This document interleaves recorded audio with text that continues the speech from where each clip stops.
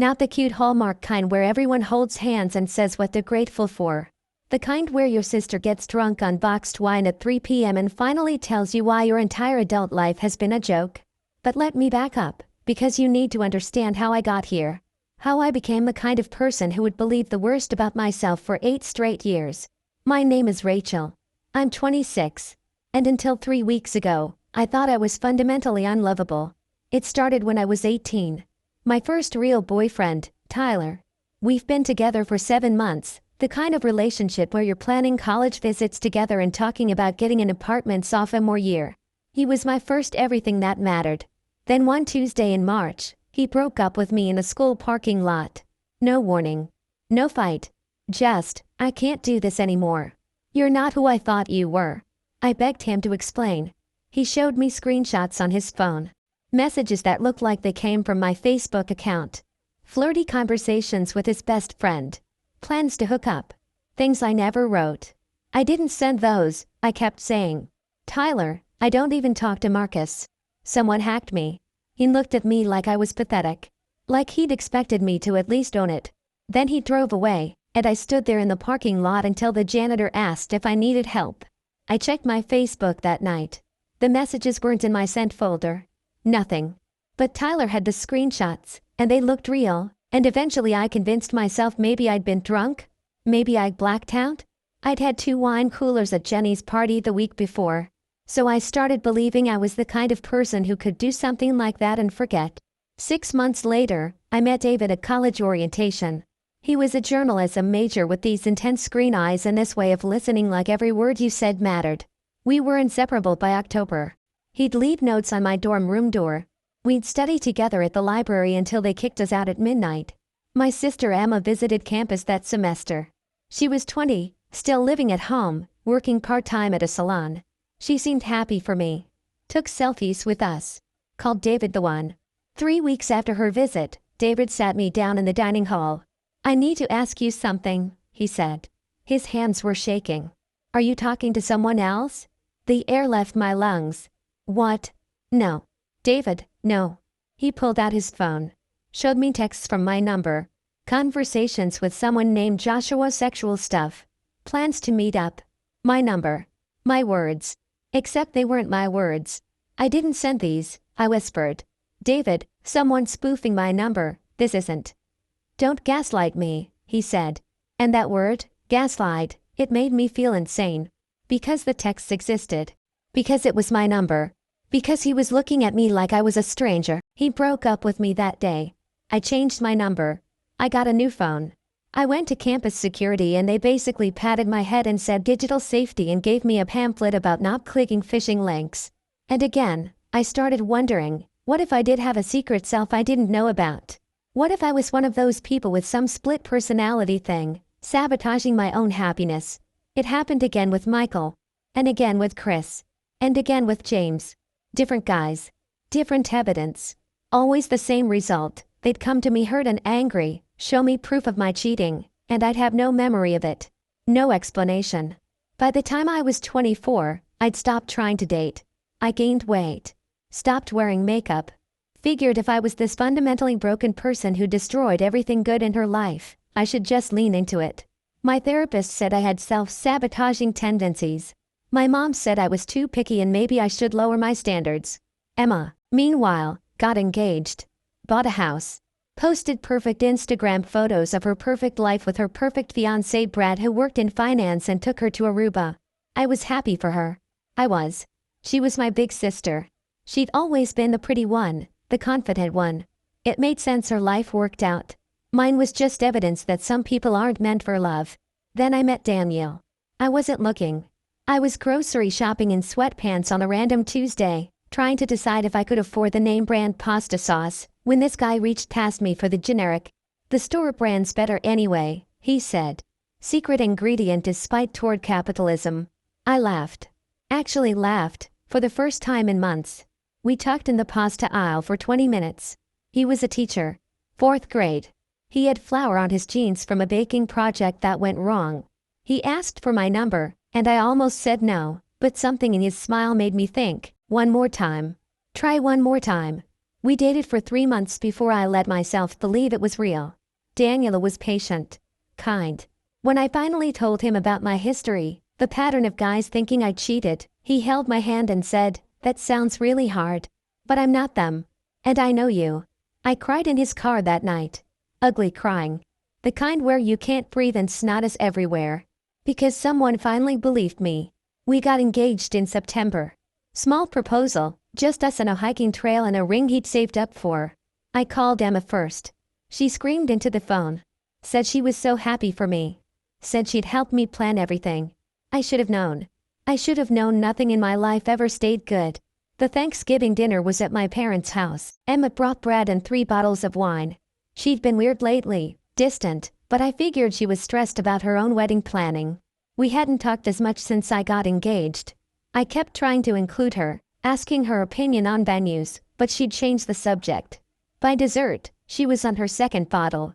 Her face was flushed. Brad kept trying to take the glass away, and she'd slap his hand.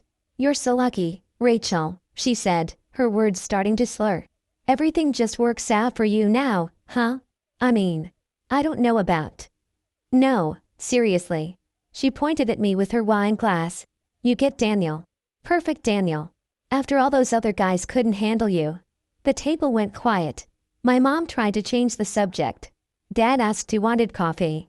"They didn't not handle me, Emma. They thought you were a cheater," she interrupted. "Yeah." Wild how that kept happening. Something cold settled in my stomach.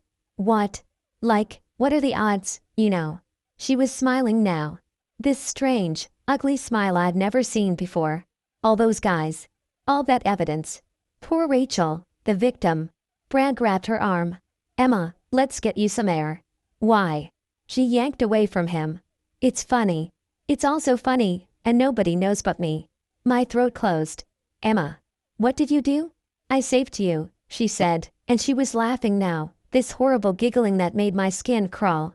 "From mediocre guys who didn't deserve you." Tyler was boring. David was pretentious. Michael talked about CrossFit like it was a religion. The room tilted. "Emma." I made fake accounts. Texted from spoofed numbers. "God, Rach, you made it so easy. You never changed your passwords. You always left your phone out." She took another sip of wine. 8 years. 8 years of saving you from settling, and you never even figured it out. My mother gasped. Dad stood up so fast his chair fell over. I couldn't move. Couldn't breathe. My brain was trying to process what she was saying, and it was like trying to swallow glass. You destroyed my relationships? On purpose? Not destroyed. Improved. You would have married Tyler and been a suburban mom by 22. I did you a favor. You made me think I was insane. Oh please. She rolled her eyes. You were always so dramatic. Someone spoofing me, someone hacked me. Just take accountability for once. Brad was pulling her toward the door. She was still laughing. My mom was crying. Dad was on the phone with someone, I couldn't hear who. And I just sat there, staring at the cranberry sauce congealing on my plate, while my brain played back every breakup. Every time I'd apologized for something I didn't do. Every night I'd laid awake wondering what was wrong with me. All of it. All of it was her. Daniel left the next morning. Not because he believed I'd cheated, but because, as he put it while packing his bag in my apartment, "Rachel, you need to heal from this. And I can't be the person you're healing for. You need to do this alone. Please," I whispered. "Please don't leave me too." She already took everyone else. He kissed my forehead. "I love you. But loving you isn't enough right now. Call me when you figured out who you are without her in your head." The door closed. I stood in my empty apartment, looking at the engagement ring on my finger, and I realized. She won. 8 years. 8 years of making me small enough that even when I found someone good, I couldn't believe I deserved to keep him. 8 years of convincing me I was the problem, until I became too broken for anyone to fix. My sister destroyed me because she couldn't stand to see me happy. And the worst part?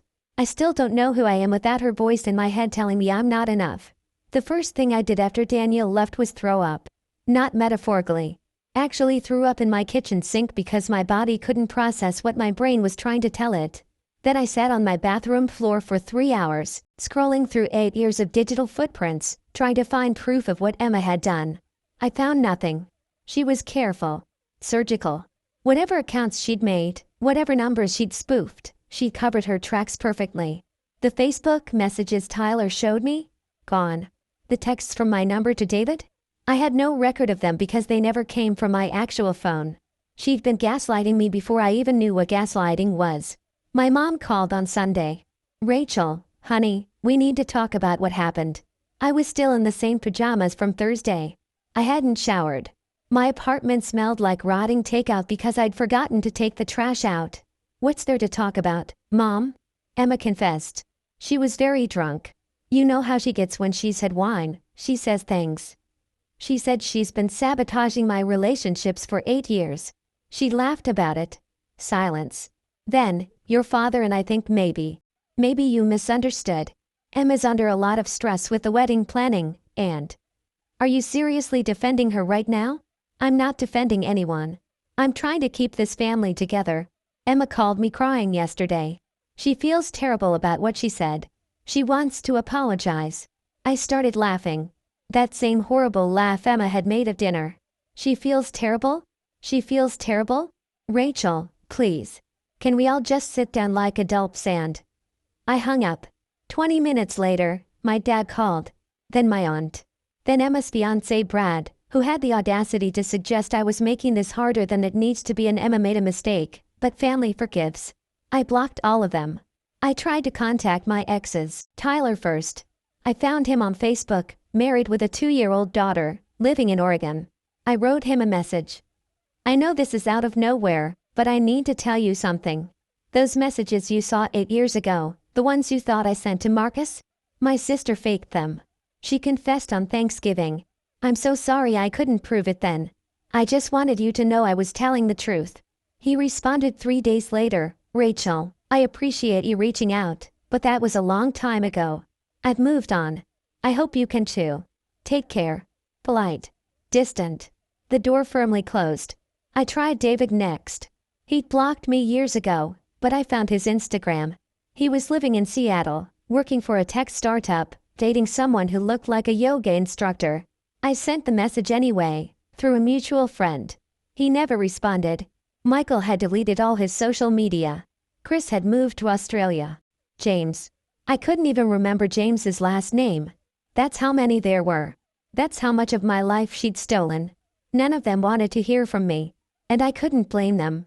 Because here's the thing nobody tells you about being the victim of sabotage. Even when the truth comes out, even when you have proof, people still wonder if maybe you're exaggerating. Maybe your sister said something mean while drunk, but did she really do all that? For 8 years?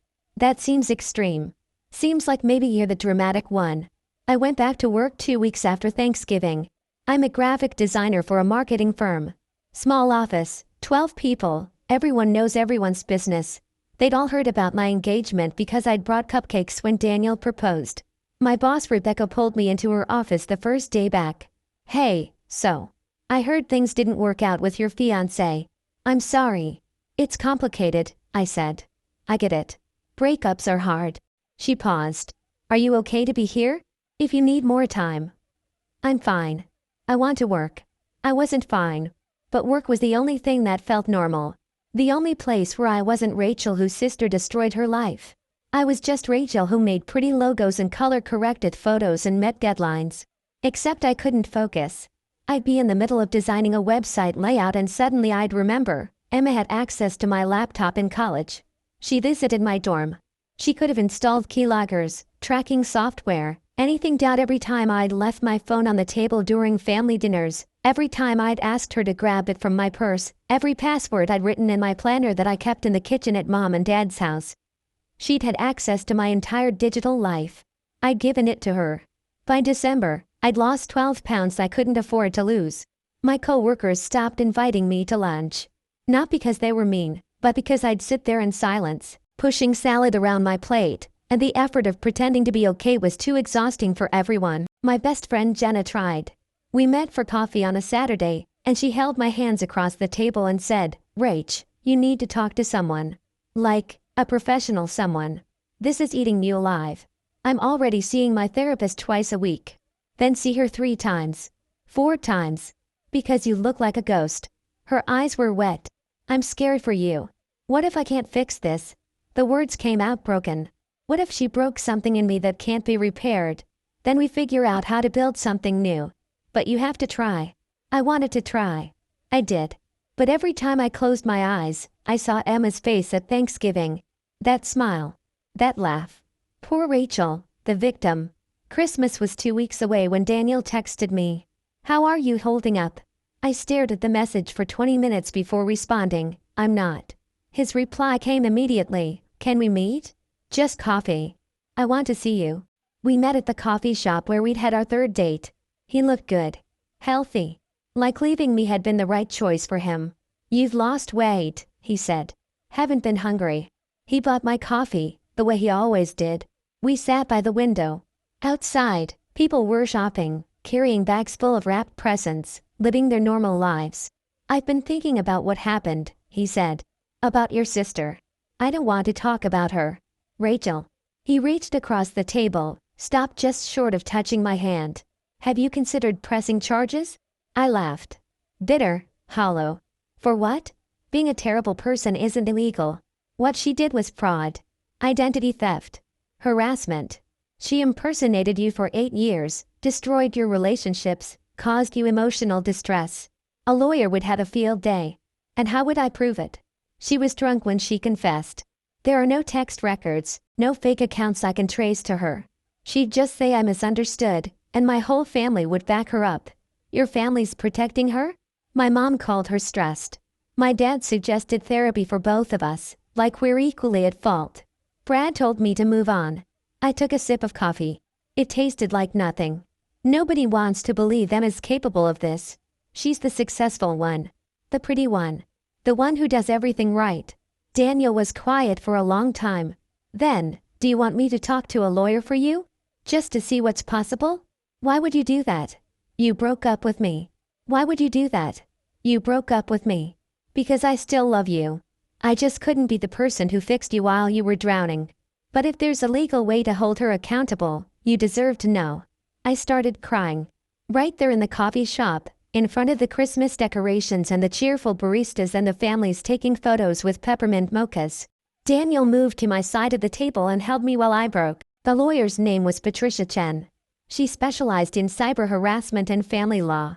Daniel found her, paid for the consultation, sat next to me in her office while I told her everything. She listened, took notes, asked questions about Emma's access to my devices, my accounts, my life. When I finished, she leaned back in her chair. "I'll be honest with you, Rachel. This case would be incredibly difficult to prosecute." My heart sank. "However," she continued, "difficult doesn't mean impossible. If your sister confessed in front of witnesses, that's something. If she used technology to impersonate you, there might be digital evidence even if you can't see it. IP addresses, metadata, deleted accounts that can be recovered. We'd need to subpoena records from Facebook, phone companies, internet providers. How much would that cost?" She named a number that made my vision blur. "I don't have that kind of money," I figured. "But here's what you can do for free. Send your sister a certified letter. Lay out exactly what she did, exactly what you know. Tell her you're considering legal action. Sometimes the threat is enough to force an admission, especially if she responds in writing. And if she doesn't respond, then at least you'll know you tried." I wrote the letter that night. 15 pages. Single-spaced.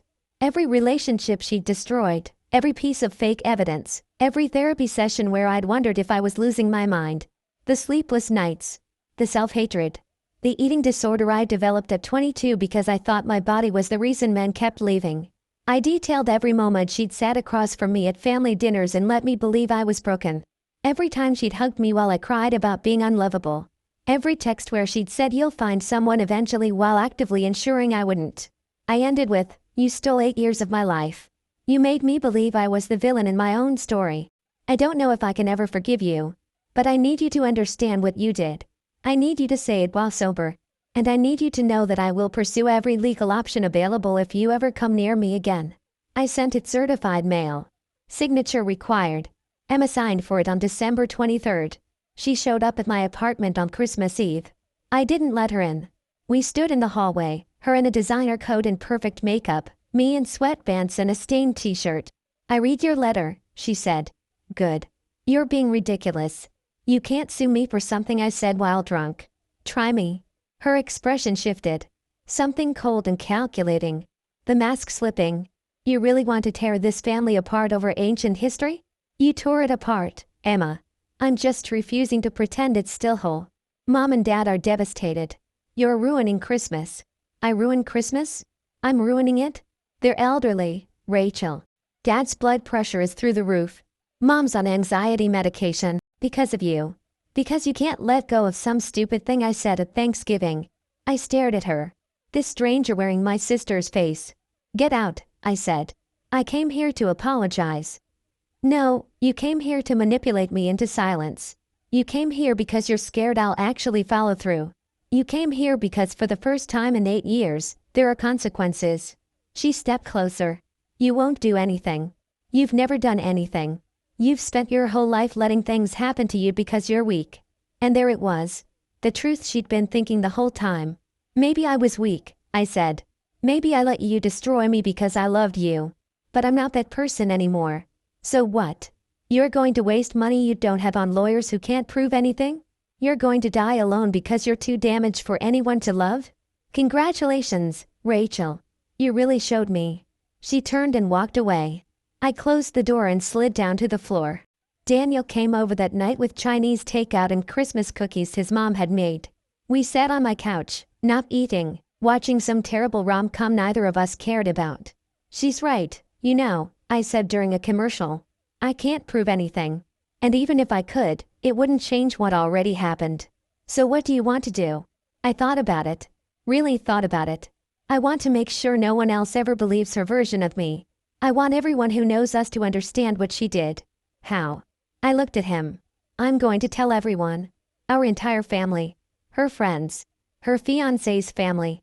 Every single person who thinks Emma's perfect. I'm going to post the letter on mine. I'm going to make sure the truth is everywhere.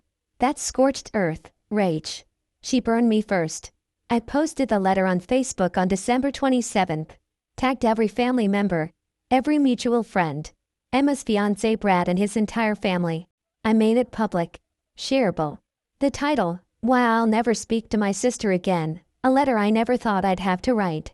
Within an hour, my phone was exploding. Messages from cousins, aunts, uncles. Some supportive. Most angry.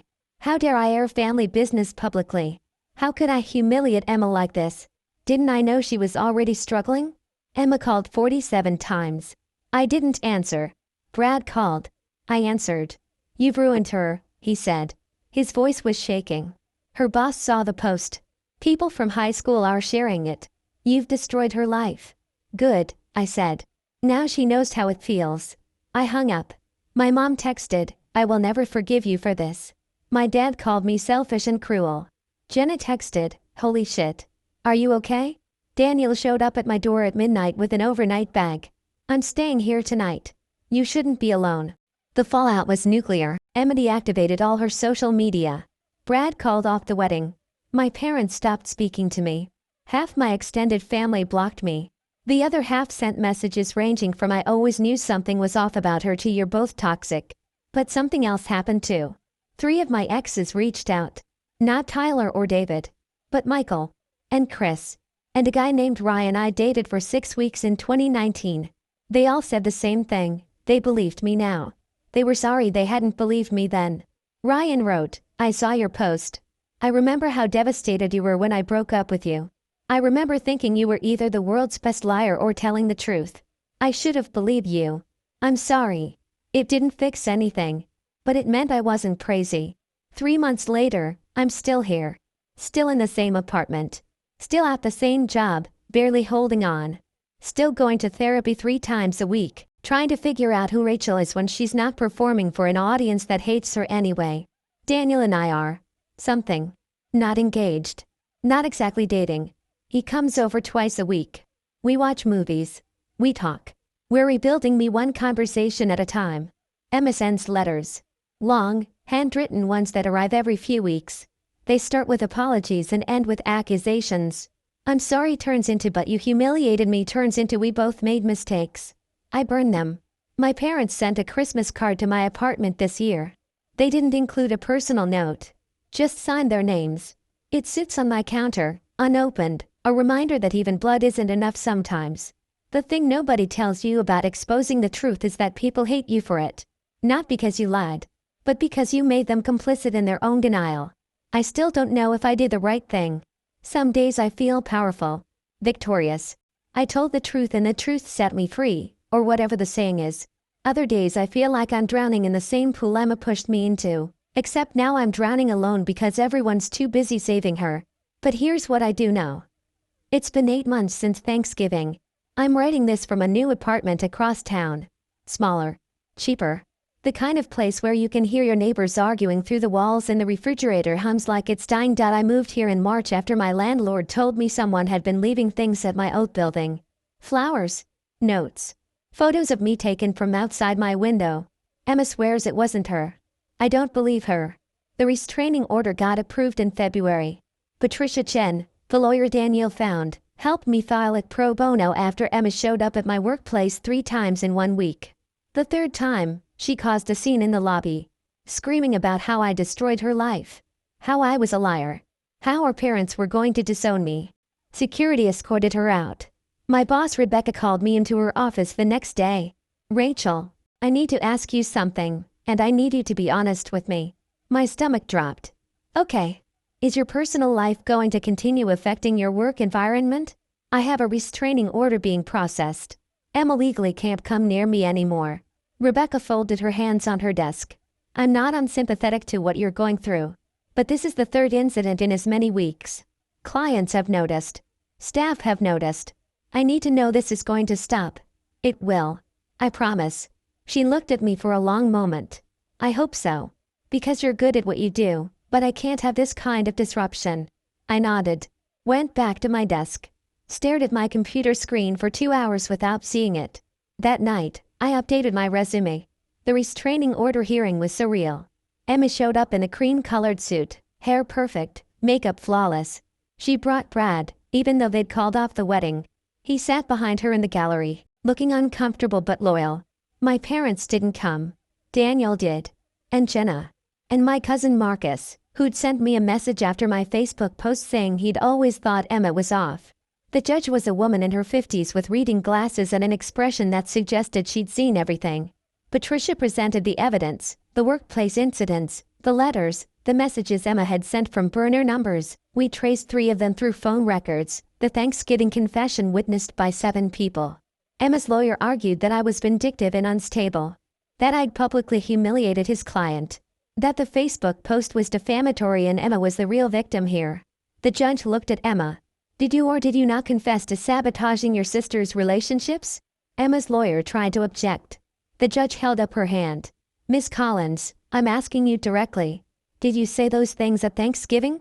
Emma's perfect composure cracked. I was drunk. I didn't mean. That's not what I asked. Silence.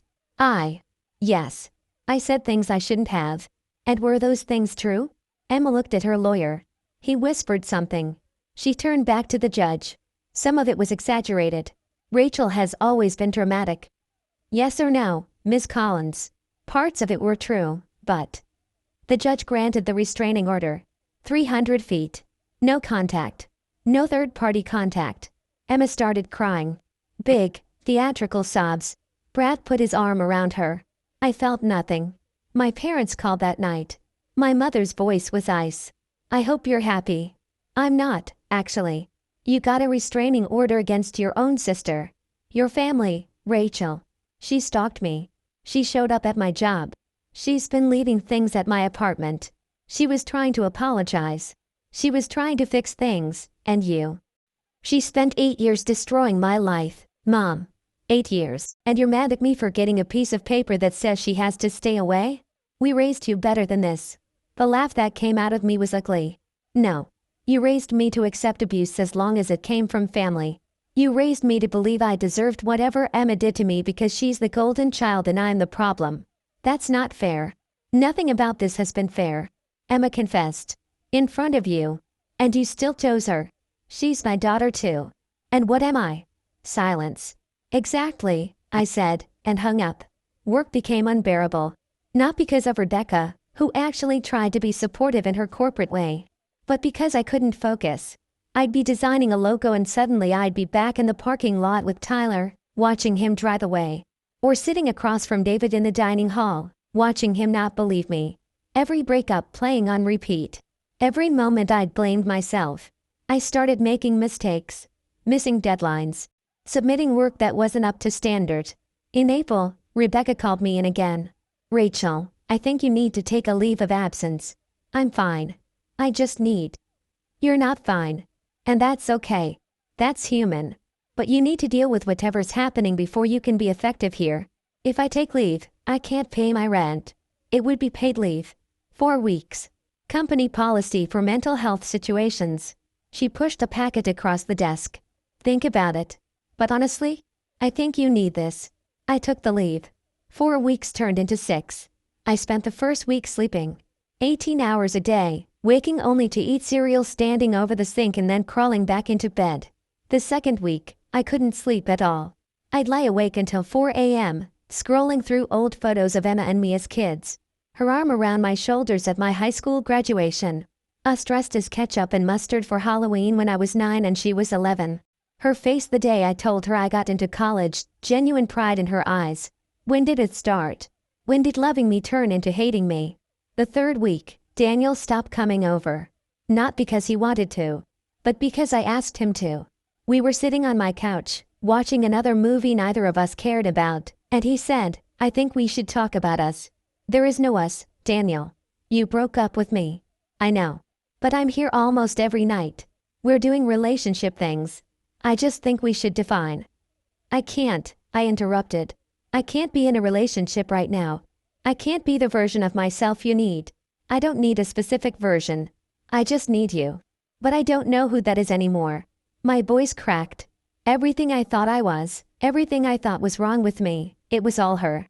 She built a version of me in everyone's mind, including my own, and now that it's gone, there's just nothing. I'm nothing. That's not true. Then who am I, Daniel? Tell me. Because I've spent 8 months trying to figure it out and I don't have an answer. He left that night. Texted me the next morning, "I love you. But you're right. You need to figure this out alone. I'll be here when you're ready." I didn't respond. Week 4, I started going to a trauma support group. It met in the basement of a church on Tuesday nights. Folding chairs in a circle. Bad coffee. People with stories that made mine seem almost manageable. There was a woman named Brenda whose husband had convinced her she had early onset dementia for 6 years, moving her things and telling her she'd done it herself. A man named James whose mother had stolen his identity and ruined his credit, then blamed it on him. A girl my age named Sophie whose best friend had catfished her into thinking she was in a long-distance relationship for 3 years. People who understood what it meant to have someone you loved weaponize that love. The first night, I couldn't speak. Just sat there crying while strangers nodded like they got it. The second night, I told my story. All of it. Tyler to Danielle. The Thanksgiving confession. The restraining order. My parents choosing Emma. The Facebook post. The fallout. When I finished, Brenda said, "Have you forgiven yourself yet?" For what? For trusting her. For not seeing it. For all the years you blamed yourself. "I don't know how. None of us do," James said. "That's why we're here." Week 5, Emma violated the restraining order. She sent a letter through my parents' address. 23 pages, handwritten, delivered to my apartment by my father. He knocked on my door at 9 p.m. I almost didn't answer, but I saw him through the peephole. He looked older. Smaller. "Your sister wanted you to have this," he said when I opened the door.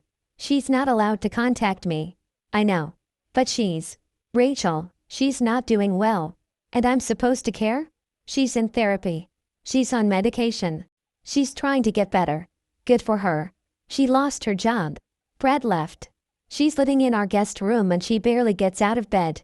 His eyes were wet. "She made mistakes, horrible mistakes, but she's still your sister." "No," I said.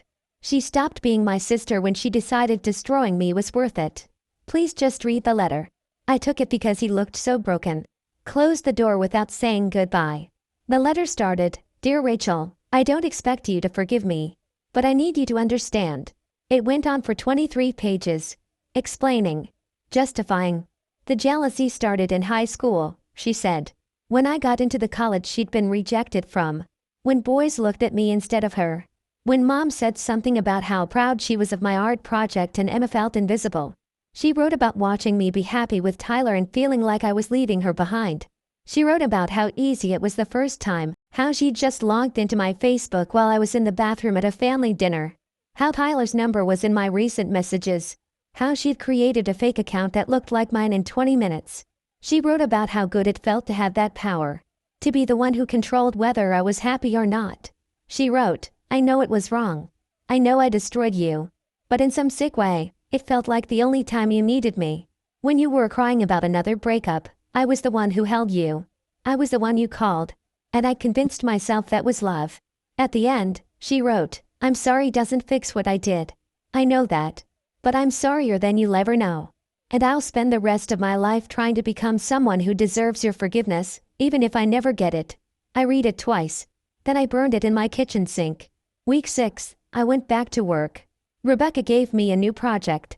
Rebranding for a nonprofit that worked with domestic abuse survivors. The irony wasn't lost on me. I threw myself into it. Long hours. Late nights. Making something beautiful out of something broken, which felt symbolic in a way that should have been cheesy but somehow wasn't. Jenna texted, you're working too much again. Me, it's better than thinking. Jenna, that's not healthy. Me, none of this is healthy. At least this way I'm productive. She showed up at my apartment with wine and takeout anyway. We sat on my floor because I still hadn't bought proper furniture. I'm worried about you, she said. Everyone's worried about me. I'm fine. You're not fine. You're surviving.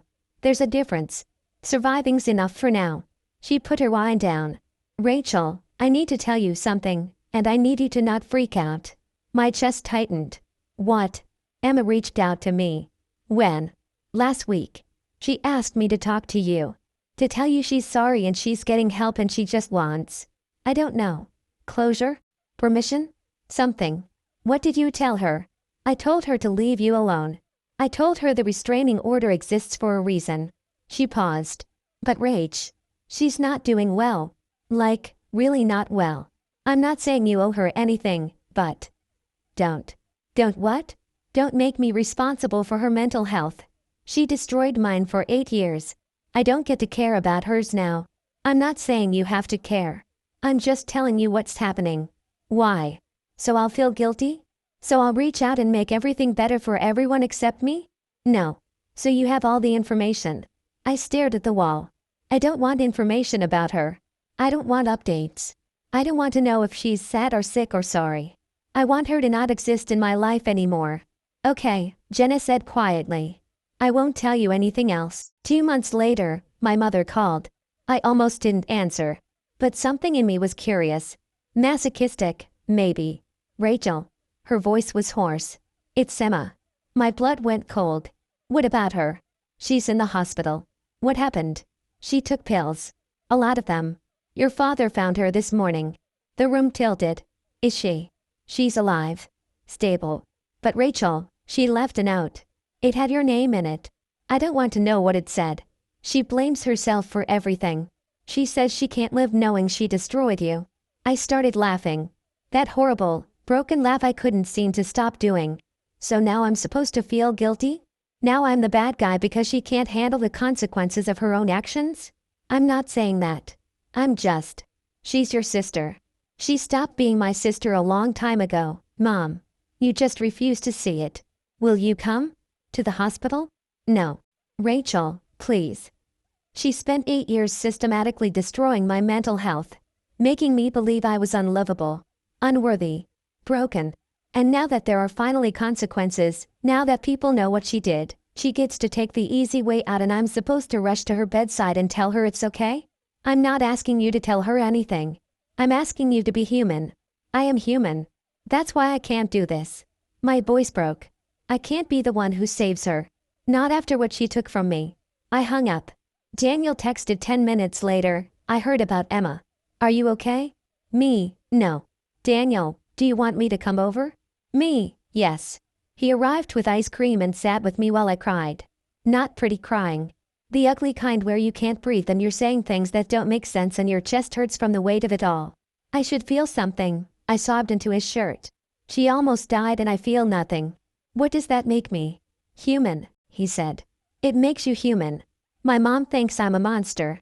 Your mom is protecting the wrong daughter. What if Emma dies next time? What if she tries again and succeeds and everyone spends the rest of their lives blaming me? Then they're wrong. And you'll know they're wrong. And you'll find people who understand that. I don't want to be the person who lets their sister die. You're not letting her die, Rachel. You're choosing to live. Emma got released from the hospital 3 weeks later. My mother sent me an email. She's home. She's starting intensive therapy. She wanted you to know she doesn't expect anything from you. She just wanted to say she's sorry. I didn't respond. But I did something else. I went back to that trauma support group and I told them what happened. My sister tried to kill herself, I said.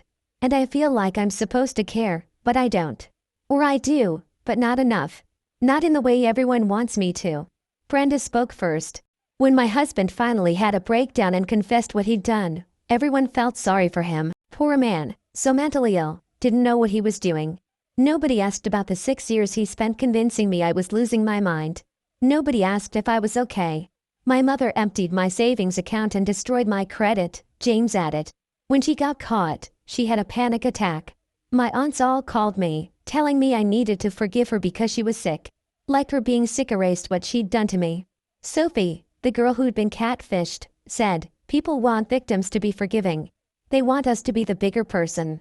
Because if we're not, if we hold grudges and set boundaries and refuse to make it easy for them, then they have to sit with the discomfort of knowing someone they love did something unforgivable. So what do? I asked. We stop apologizing for surviving, Brenda said. It's been 8 months since Thanksgiving. 6 months since the restraining order. 2 months since Emma's attempt. I haven't spoken to my parents. Haven't responded to Emma's letters through third parties. Haven't forgiven anyone, including myself. But here's what I have done. I finished the nonprofit rebrand. It won an award. My boss gave me a raise. I moved into a better apartment. One with good locks and neighbors who mind their own business. I adopted a cat. Her name is Rocket and she sleeps on my chest and purrs when I cry. I'm still in therapy. 3 times a week. Working through the damage, piece by piece. Daniel and I are dating again. Slowly. Carefully. He knows I might break again, and he's staying anyway. I'm learning that healing isn't linear. Some days I feel strong. Most days I feel like I'm drowning. But I'm still here. Last week, I got a message on Facebook from a girl named Ashley. Hi, this is going to sound crazy, but I think I'm dating your sister's ex-fiancé Brad. He told me about what happened with your family. I just wanted to say I believe you. And I'm sorry people didn't protect you when they should have. I stared at the message for a long time. Then I typed back, thank you. That means more than you know. She responded, for what it's worth, Brad said he should have seen the signs. He said Emma talked about you constantly, obsessively. He thought it was just sisterly love, but now he realizes it was something else. Me, what did he call it? Ashley, possession. I think about that word a lot now. Possession. Emma didn't love me. She owned me. And when ownership feels like love, when control masquerades as care, you don't realize you're being destroyed until there's nothing left. My therapist asked me last session, what do you want, Rachel? Not what your parents want, not what Emma wants, not what you think you should want. What do you actually want? I thought about it for a long time. I want to stop feeling like I owe her forgiveness, I finally said. I want to stop feeling guilty for protecting myself. I want to exist without her voice in my head telling me I'm not enough. And how do you get there? I don't know yet. But I think it starts with accepting that some things can't be fixed. Some people can't be forgiven. And that doesn't make me the villain. No, my therapist said. It makes you someone who survived. Emma sent one more letter last month. It arrived on the anniversary of Thanksgiving. 1 year since she confessed. 1 year since everything imploded. I didn't open it. I put it in a drawer with all the others. 27 letters now. 27 apologies I'll never read. Maybe someday I'll be ready. Maybe someday I'll be strong enough to hear her side without it destroying me all over again. But today isn't that day. Today I'm just a woman who's learning how to trust herself again. Who's learning that survival isn't pretty or noble or fair. Who's learning that you can lose your entire family and still have a life worth living. My mother sent a Christmas card this year. Inside, she'd written, "We miss you. Please come home." I threw it away. Because here's the thing they don't understand. I am home. It's small and it's lonely and it's nothing like I imagined my life would be. But it's mine. Built from the wreckage Emma left behind, constructed from the pieces of myself she didn't manage to break. She can have our parents. She can have the perfect victim narrative. She can have the sympathy and the second chances and the family dinners. I'll take my cat and my therapist and my Tuesday night support group and Daniel, who knows all my broken parts and stays anyway. I'll take the truth, even when it's ugly. I'll take myself, even when I'm not sure who that is yet. Last night, I dreamed about Emma. We were kids again, playing in our backyard. She was teaching me how to do a cartwheel, her hands steadying my ankles, her voice patient and kind. "I've got you, Dream," Emma said. "I'll always have you." I woke up crying. Because that's the cruelest part, isn't it? She did have me. And she used it to destroy me.